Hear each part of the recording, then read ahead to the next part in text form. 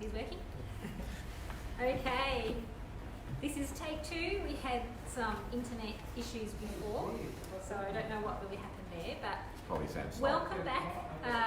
It's not really welcome back if they didn't see it the first time. Well, yeah, okay, we might start again. So welcome everyone to Busybird Publishing and our Wednesday Live. My name is Blaise. My name is Les. And we are going to spotlight some books first before we talk about our topic of the week.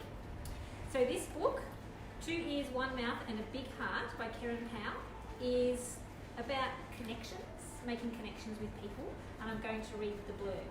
So apologies if someone feels like this is Groundhog Day. Just pretend you didn't see the first line. At a time when technology overrides how we interact with others, 2 Ears, 1 Mouth and a Big Heart takes us back to basics. Kerryn Powell reminds us of the power of real-time relationships and face-to-face conversations for creating success and fulfillment. She pulls back the covers on her own journey and desire to be a catalyst for change by connecting people and amplifying their impact on others. Demonstrating her message of giving to gain, Kerryn shares powerful stories of many local heroes who have been inspired to make a change. Divided into 3 sections, Learn, Grow, Achieve, and covering themes such as clarity, focus and courage, you are invited to learn from the experience of others and then reflect on your own values and viewpoints.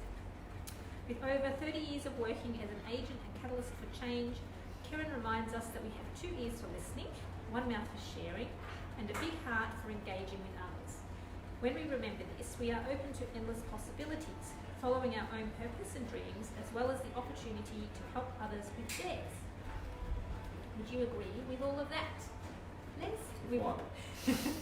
Were you listening? No, I wasn't, sorry. No.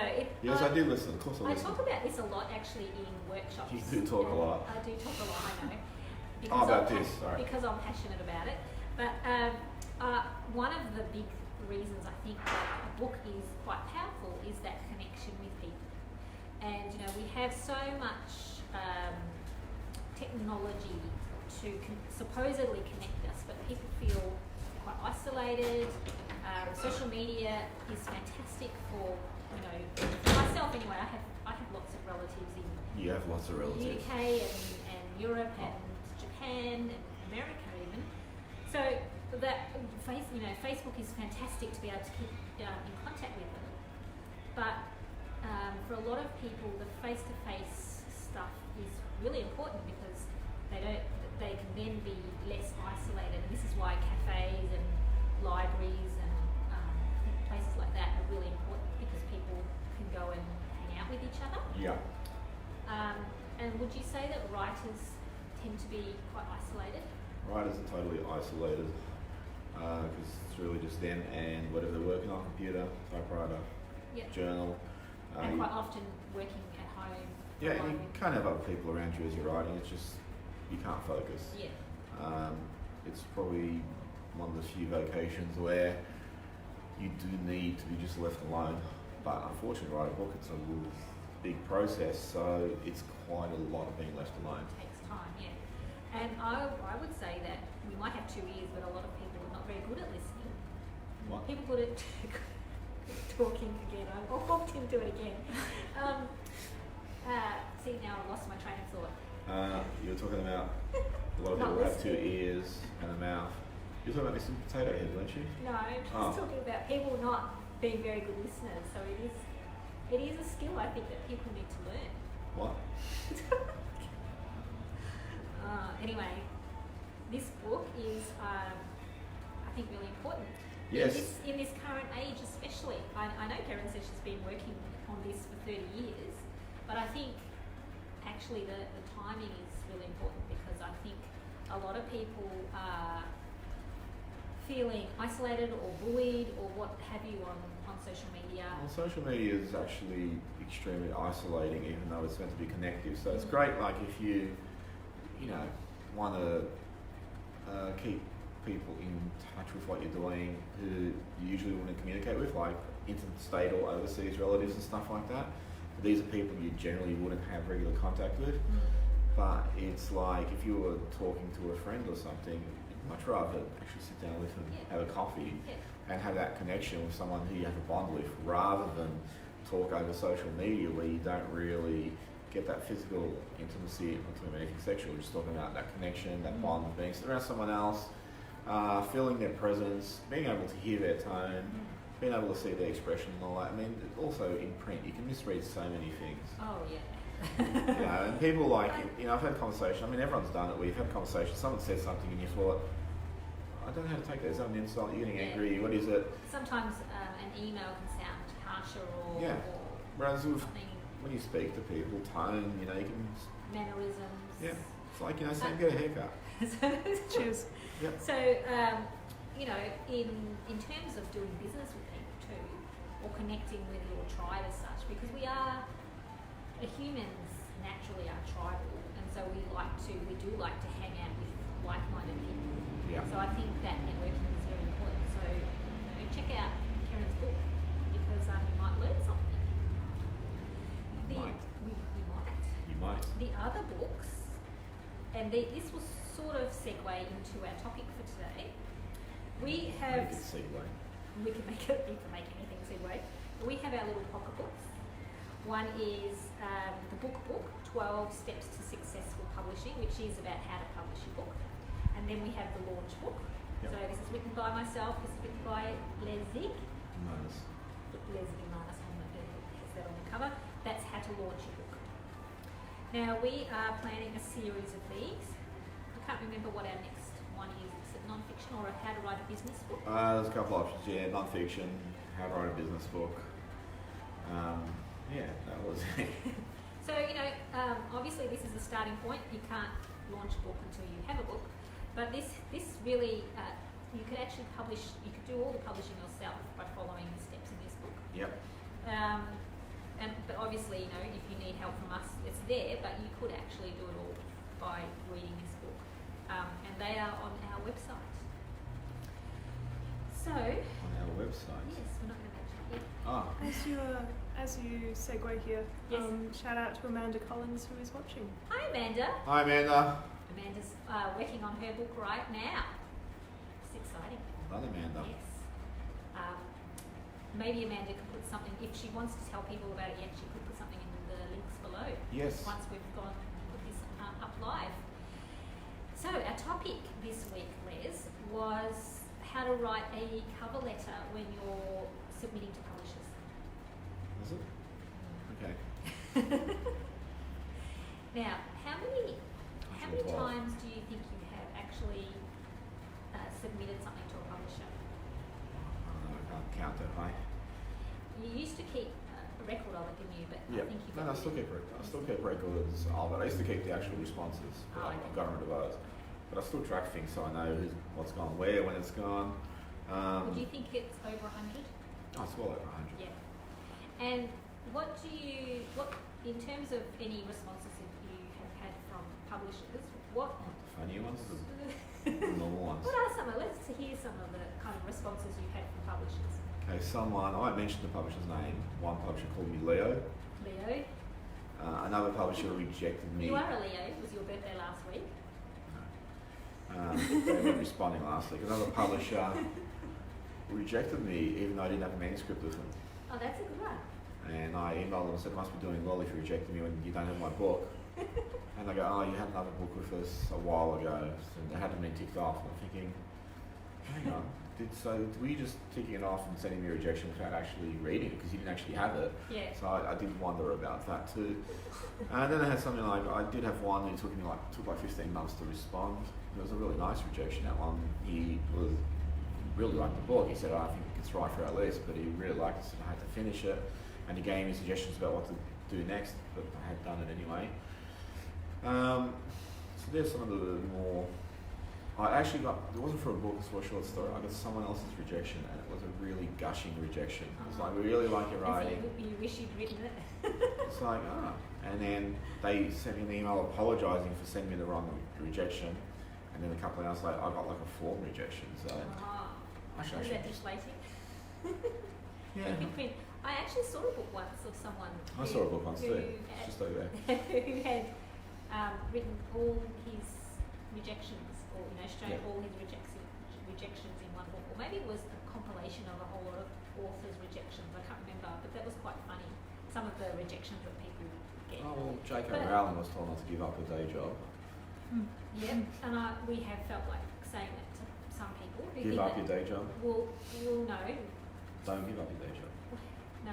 For some people who think they have the next, Australian bestseller, and haven't actually even written.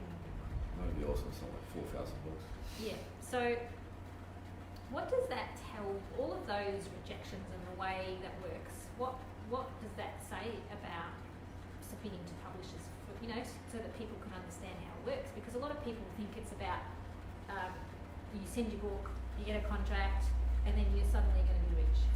Yeah, that's not going to happen.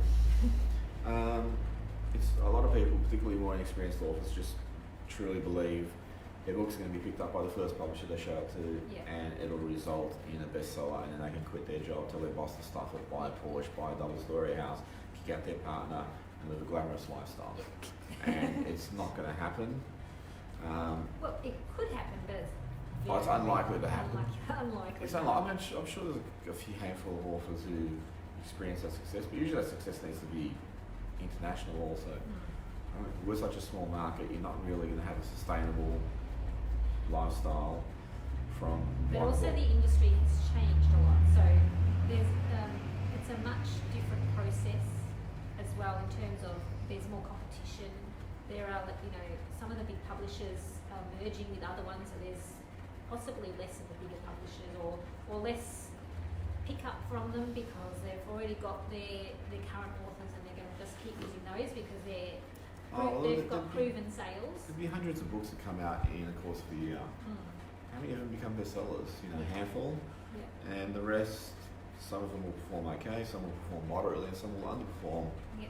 So the percentage of ones which actually go on to great success, it's tiny. And the ones that do go on to great success, there's probably of that group an even tinier portion which actually go on to the success where the author can just go, well, I can write full time for now. But again, there's a translate internationally because we're a population of about 25 million. Yeah. I might be closer to 30 now, but it's still small. Yeah. And I think too, what people don't think about it is that you have to have a certain amount of professionalism about it. It's just like applying for a job, don't you? You Depends if you want that job. If you want the job, you write a cover letter for a job. You send your CV, and you have to show you prove your suitability for that job. Yeah. And so the cover letter when you submit to the publisher is pretty important because It is. that's the sort of stepping stone or the bridge between them looking at the cover letter and reading the actual work. Yes. Yeah. It's about connection.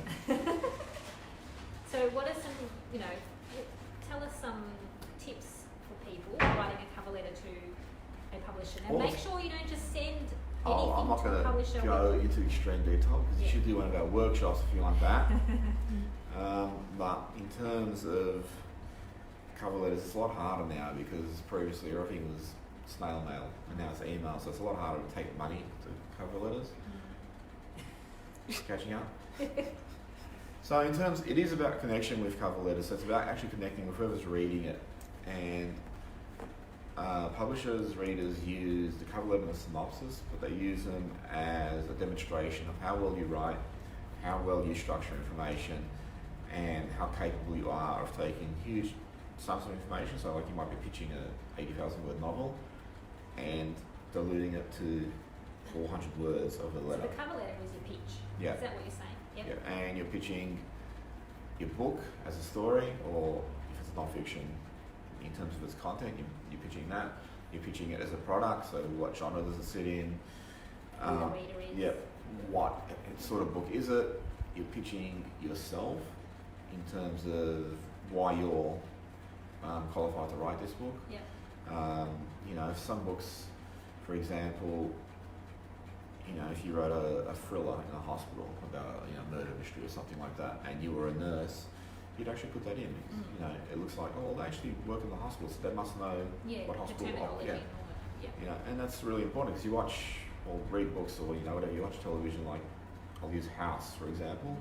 I mean, obviously they researched that extensively to make it sound as realistic as possible, even when the conditions were as unrealistic as possible. Yeah. and you pitch yourself as a writer. So, you know, publishers generally aren't looking for one-hit wonders. They're looking for people who can become sustainable authors. Yeah. So it's how well you can pitch all this information and sell it to the publisher.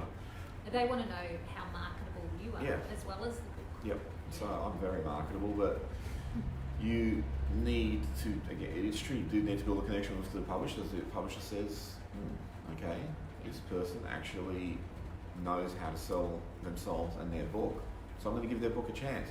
And it's also about prejudices, because if you write a terrible cover letter, then the reader's going to go into your manuscript and think, it's As probably the not reader going of the publisher. yeah, it's probably not going to be that great a manuscript. Yeah. If you write a But really, they might not even bother. If they They might, if if they it's- read the cover letter and it doesn't really excite them. if you write a really good cover letter, it's going to excite them about reading your manuscript. I mean, it's sort of a little bit different, but I remember I was pitching to a US agent years ago, and they actually had a competition where the winner was going to get representation or something, and I didn't win, but she said, look, I really liked your cover letter, so feel free to send me some other stuff. Yeah. So, you know, it's about how you sell yourself. Yeah. So it all really comes back to the pitch. You need to be able to pitch a book. You need to know your book so well that you can say what it is in a couple of sentences. You know, and And people, all the other stuff in one page. You should the cover page should be one page. it should be, I mean, again, it's a little bit different now because you have email, Yeah. but you're obviously still writing in Word and you're going to paste it across. Let me think how to say this diplomatically. Don't think you're so awesome that if you ramble on for 12 pages, it's going to sell you the book. They're just going to turn off. And usually the whoever's reading the submissions, they'll have a yes, maybe, a no pile. Yep. And the cover letter is going to, determine which pile that starts in. Yeah. Yeah. So, So- really think about it. Yep. And cover letters, to me, are like an art in themselves, because a lot of people struggle with containing information in smaller packages. You know, with a book, you have the license to ramble a bit, to explore other things. Cover letter, you don't. It's got to be tight. Yeah. You know, it really has to sell you and the book in a limited space and show the author, the publisher, or the agent, whoever it is, that you're capable of doing this. Yeah.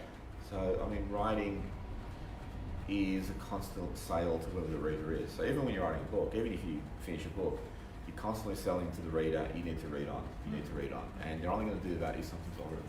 Yeah. And in fact, all that stuff that's in the cover letter is very useful in terms of, telling people about your book on social media and on your website or wherever you're, trying to promote it. Yeah, and if you do have awards or something for that particular book, you could actually mention them. You could say this book came or shortlisted for this prize. If you have other accomplishments, like you've been published, you'd mention it because that shows you're getting published. If you have awards, you might mention it. So again, it's just making it attractive for the publisher to think, okay, I might take a chance on this, or at the very least I'll read it. Maybe we could put a sample of a cover letter up on our website. Come do our workshops, especially you.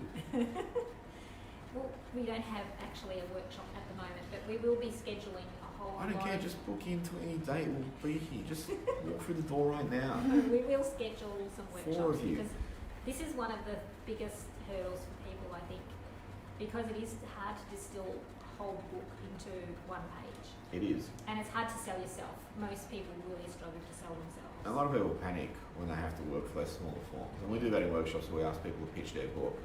And it's like, okay, it's a story about, it's about a dragon, it's got some treasure, and there's these things that are called hobbits, they're like little, and then some dwarfs, and dwarfs come.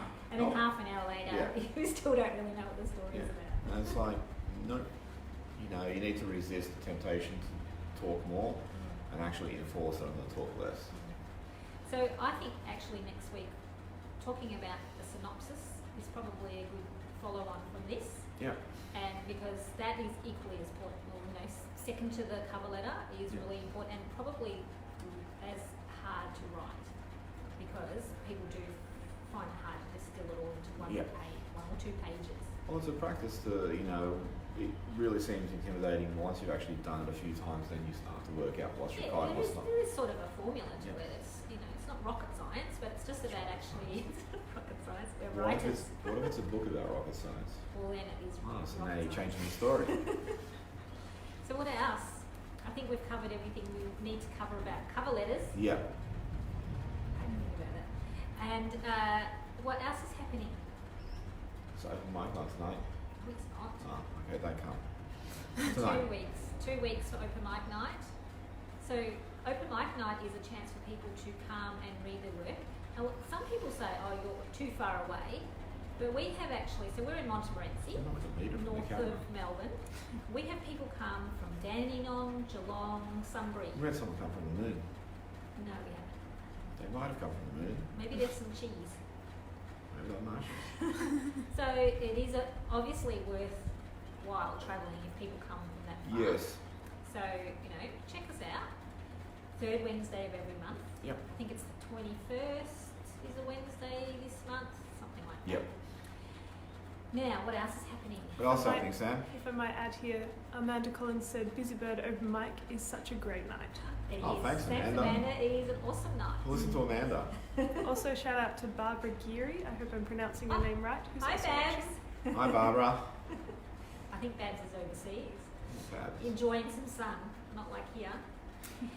Now, what else is happening? We have a one-day book camp coming up in October because a few people have said they can't quite manage a 2-day thing, so we're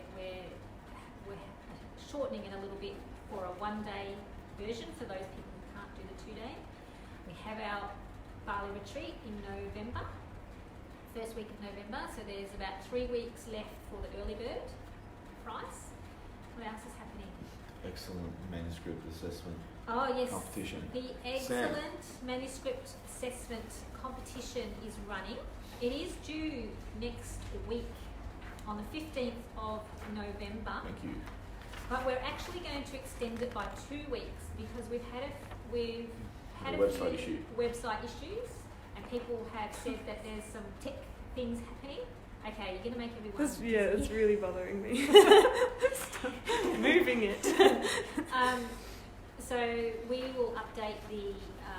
We have had quite a few entries already, but obviously it's still another. Is it next week, June? I've lost. I don't even know what day it is. I think it was the 15th. It was the 15th, but I don't even know. I What made so that's next week. So it's going to be another 3 weeks before it's due in. And actually has a sample pitch there too. Yes. So this is where you really have to pitch your book, but it's a really worthwhile prize. So check that out. I did check it out. Sorry. I did check it out. Okay. And so we'll have to make sure that's up on our that's good on the website. What else is happening? I've got Fire Up Your Business next Thursday, not this Thursday, not tomorrow, but next Thursday in Frankston. And we're going to be talking about which stories you should be telling and which ones you shouldn't. Because what we find with a lot of people writing a book... Doing stories about witches. No. No. Why are you telling witch stories then? No. A lot of people come to us who want to do a book and their book actually could be 5 books. So they're not focusing on what they really should be talking about. So that's what we're going to be talking about in that session, amongst other things. So that's at Frankston at 10 a.m. Thursday next week. Wow. So next week we're going to talk about writing your synopsis for your book. Whether you self-publish or not, you need to know how to do that. If you're submitting to publishers, that's a vital thing that is going to improve your chances of getting picked up by a publisher. Yep. As long as you've got a book worthy of publishing. Yeah. An assessment is a Yeah. good way to find out whether you have a book that is worthy It's of all publishing. connecting today. It is. We've got segues going everywhere. I haven't been drinking. Yes. Must be all of those V drinks in the fridge. Well, Okay. Yeah. Shall we go? I had a few drinks. So it's a little bit different for me. Okay. I started on Monday night. I've been going non-stop. So really, it's just Monday night I've had it.